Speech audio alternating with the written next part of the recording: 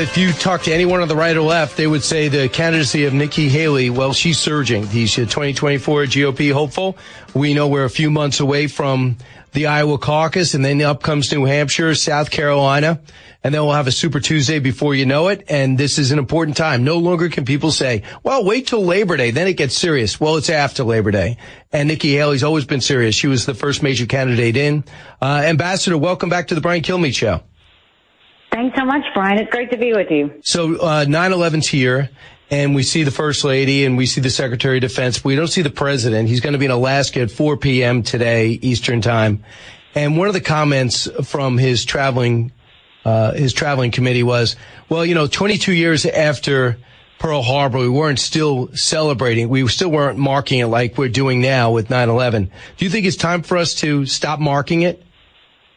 It's not only that, Brian. I mean, every American that remembers that day gets that pit in their stomach. I mean, I was watching this morning, and that pain never goes away. I had just come home with my son. I had been home maybe a day, and I remember lying in bed with him as my husband, Michael, took our little one to preschool, and looking on the TV and watching that play out, thinking, what world did I just bring him into? And the pain that followed. But more importantly, it was such a reminder that true evil really does exist in this world, and we're never immune from it. And it also reminded us about the greatness of the American spirit and our resilience. That's why Biden and Kamala need to be out there, out front. That's why they need to be reminding every high schooler and every college student to watch 30 minutes of what that day was like and understand that we can never be so flippant and we can never be so absent to think that that can't happen again. So his decision was to spend another day in Vietnam and put it on the tail end of the G20. So the G20 did deconflict from 9/11, but he thought the Vietnam relationship was more important. Was he right? No, I think the American spirit always needs to take priority, period. I mean, I think you're in Vietnam, that's not a democracy. You need to be in America, that is a democracy. You need to acknowledge something that happened that was horrific, not just as a reminder to Americans, but as a tribute to those American families who lost loved ones, as a tribute to the heroes that went and risked their lives and lost their lives in the days following because of the after effects of it. That's why you're there. That's what an American president does, is just remind people about the spirit, the resilience, what it means. I mean, I don't get it. I don't get a lot of what he and Kamala do, but what I do get is there's never been a day where we need more of a reminder of what's happening in the world and who we are and what we need to believe in, and the fact that division is not where we need to be, but unity and the American spirit is where we need to be. So people tell you, well, if you're in diplomacy, you don't want to go directly at something. Your actions really tell your intent.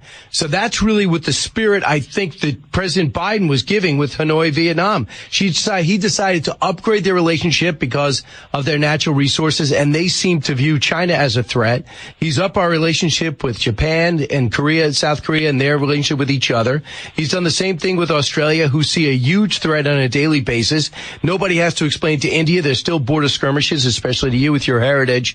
And now you have a situation where India and Saudi Arabia have set up a corridor to try to counter the Belt and Road program. So the actions show that President Biden and his administration know that China is on the move and the march, and they see us as an enemy. But we get this, cut 20. Really what this trip was about, it was less about containing China. I don't want to contain China. I just want to make sure we have a relationship with China that is on the up and up, squared away. Everybody knows what it's all about. We're not looking to hurt China, sincerely. Your thoughts? Okay, he's not looking to hurt China, but China's looking to hurt us. They've been preparing for war with us for years. And the amazing part is he sent 4 cabinet members there, Brian, already. 4 cabinet members after a Chinese spy balloon flew over our country. 4 cabinet members after it came out that a Chinese spy base was being developed on Cuba. 4 cabinet members after one of those cabinet members was hacked.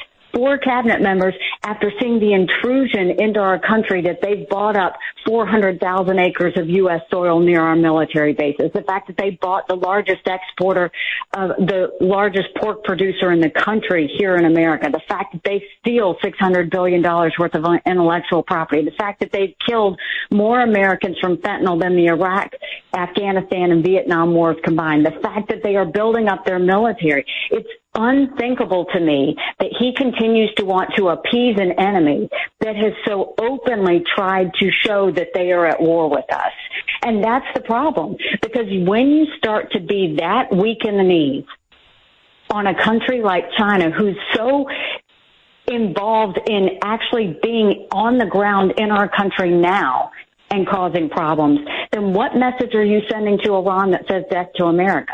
What message are you sending to Russia that continues to hold hands with China? What message are you sending to North Korea?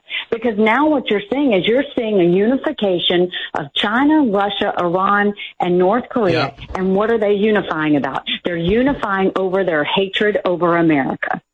So we have a San Francisco summit coming up that we really want China to go to. They say, well, you better invite the leader of Hong Kong. We don't want to do that. This guy, John Lee, he had a huge hand in crushing Hong Kong at the behest of Beijing. They also say we have to show more sincerity if we want to want them to show up to the APEC summit. What's your reaction to this stance? You don't beg China for anything. You let China know what we expect of them. It's their choice to make. What we need to be doing is being strong. We should go back and say no more buying U.S. soil, and we're going to take back the land you've already purchased. We should go and say you're not going to put any more money in our universities and tell our universities they either take Chinese money or American money. We should go and say that we're going to create a blacklist of all technology that China shouldn't have because they build up their military. We should tell China we're going to end all normal trade relations with them until they stop killing Americans with fentanyl. And we should start strengthening our military. Forget if they show up at a summit. Let's start letting them know that we're onto them. Let's start letting them know that we're going to lead, not react to them. And, every time that he reacts and every time that he does things like this, China and Russia get closer. And it just defies logic. I mean, I've dealt with China and Russia every day for 2 years, every day. And Russia would always just create chaos. That's what they did. Every day they'd create chaos and lie. And China always tried to find ways to be more aggressive, and they would literally just condemn everyone that wasn't them. They acted like they were the best country in the world, and they constantly were trying to make us feel bad. And the thing is, I always made sure that they knew that we were strong, we were proud, and if they wanted to be working with us, then they had to come to us. We were never going to go to them. And that's the difference between me and what Biden's doing right now. Well, foreign policy, China is connected to Russia, is connected to the war in Ukraine. I know you see that. I see that. The Republican Party necessarily is getting impatient, the ones that aren't supportive of it, on the pacing of in which we're supplying Ukraine, giving them enough to survive, not win. But I do want to talk about domestically. You were one of the first to say you're not re-electing Joe Biden. You're electing Kamala Harris. And one of the key things that Democrats had in 2022, and I think you'll agree with this, was messaging as it came with Roe v. Wade. It gets overturned, and it became Republicans want to take over women's health care. They had no message. Listen to Kamala Harris when asked, what week is the week when it comes to abortion? Cut 12. I mean, what week of pregnancy should abortion access be cut off? We need to put back in place the protections of Roe versus Wade. We need to put back the protections that are in Roe v. Wade into law. We need to restore the protections of Roe versus Wade. Do you need to be more precise? I am being precise. We need to put into law the protections of Roe versus Wade. And she would not agree to any week. What's your message if that's the debate you're having with her? That means she's for abortion anytime, anywhere, for any reason. I mean, that's what she doesn't want to say. That's why I've said constantly, we need to ask her and Joe Biden, are you for 38 weeks? Are you for 39 weeks? Are you for 40 weeks? Because they will tell you they're the ones that pushed that law into Congress trying to get that passed. They are for abortion anytime, anywhere, or for any reason. What we know is we need to make sure that we are always focused on saving as many babies as we can and supporting as many moms as we can. And whatever it takes to do that, we should be willing to come together and make that happen, because I think the majority of Americans do want to ban late-term abortions. I think they do want to encourage adoptions. I think they do want to make sure that doctors and nurses who don't believe in abortion shouldn't have to perform them. I think they do think that contraception should be accessible. And I think all Americans can agree that any woman that gets an abortion should not have to go to jail or get the death penalty. That's where we should come together. Are you for Lindsey Graham's 15 weeks? I'm for anything that will save babies and support as many moms. If we can get 60 Senate votes, and that's the key, Brian, is they have demonized this issue for years, and I refuse to be a part of it. What we need to remember is in order to pass any federal law, it takes 60 Senate votes and a majority of the House and a signature of a president. We haven't had 60 pro-life senators or 60 Republican senators in over 100 years. So we might have 45 pro-life senators. So the reality is a Republican president can't ban abortions any more than a Democrat president can ban these state laws. So we have to come together on where those 60 Senate votes are. If 60 Senate votes falls at 15 weeks, absolutely I'll sign it. But let's talk about what it takes to get to 60 votes. Because without that, you're not saving more babies. You're not supporting more moms. Why do you think she doesn't answer the question? Because she knows that she's for 38, 39, and 40 weeks. She knows that Roe v. Wade being overturned, that's what she's talking about, is abortion anytime for any reason. And the thing is, she doesn't want it turned back on her. Like, they loved it. The problem with the fellas on the stage is they would not acknowledge the issue, Brian. We need to lean into this. Our ways are the right ways. The difference is how you talk about it. You know, I'm not going to condemn anyone for being pro-choice any more than I want them to condemn me for being pro-life. So let's talk about it and deal with it in the humanizing way that it is. Right. This is personal for every woman and man, and we have to treat it like that. And they want to go demonize men and women who don't think like them. And that's not leadership. So at the border, obviously the biggest failure of this administration and in my lifetime, it's infecting every major city. They said it. The mayor of New York City said that New York will change forever unless we find a way to stop the 60 or the 3,000 a week and the 66,000 that are here right now. But they got what they wanted. They got what they wanted because Sanctuary City is here, and a right to shelter is mandatory in this city. So here's Kamala Harris, who is in charge of the border. Cut 38. 35. When the border crossings went down earlier in the summer, the administration said it was due to your policies working. Now they're going back up as they did in the month of August. Does that show the strategy is no longer working? Absolutely not. What it means is that we have to stay focused on a number of issues related to the irregular migration that, again, we're seeing around the world, and America is not immune. You think the strategy is working despite the numbers being up? Overall, we are seeing progress. But we're not going to have a constant. There are going to be fluctuations. That is normal, just like the weather fluctuates and circumstances fluctuate. You happy with that answer? Ladies and gentlemen, that is who we are running against for president. That is who will be your president if you vote for Joe Biden. And that's what everybody needs to remember. That is your border czar. That's the person that was given the responsibility to fix the border, and that is her answer. We will be in a world of hurt if Kamala Harris becomes president. That's why I'm fighting so hard, Brian. That's why it matters. And I'll say this about the border, because I think it's really important.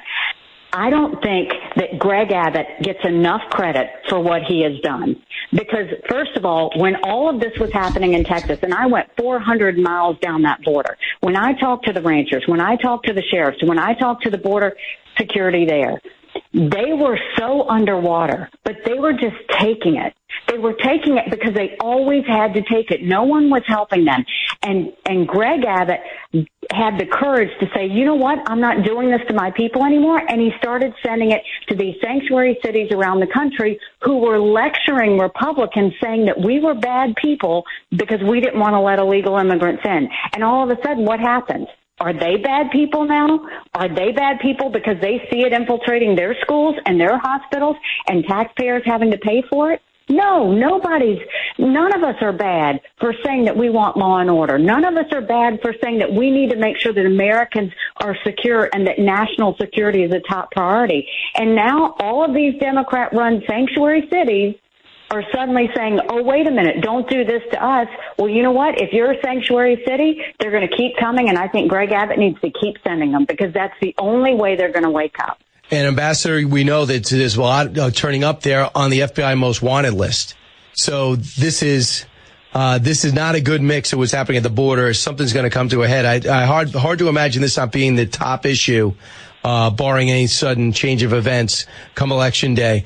Ambassador, remember too that Iran says that the easiest way to come into America is through the southern border. We'll see. What has changed since the debate for your campaign?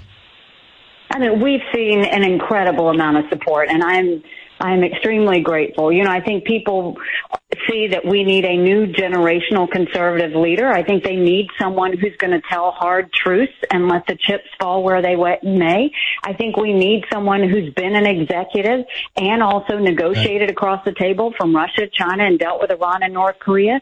And I think they're ready to leave the past and move forward. We've got big problems. We need new solutions. And so we're incredibly grateful for the support that we've had, but we're going to keep our head down. We're going to keep working hard. This is about earning the support of every single American, and we're not going to stop until we get America back strong and proud. And she'll keep up with the plaid shirt in Iowa and in New Hampshire, and then she'll meet you in South Carolina. Nikki Haley, thanks so much.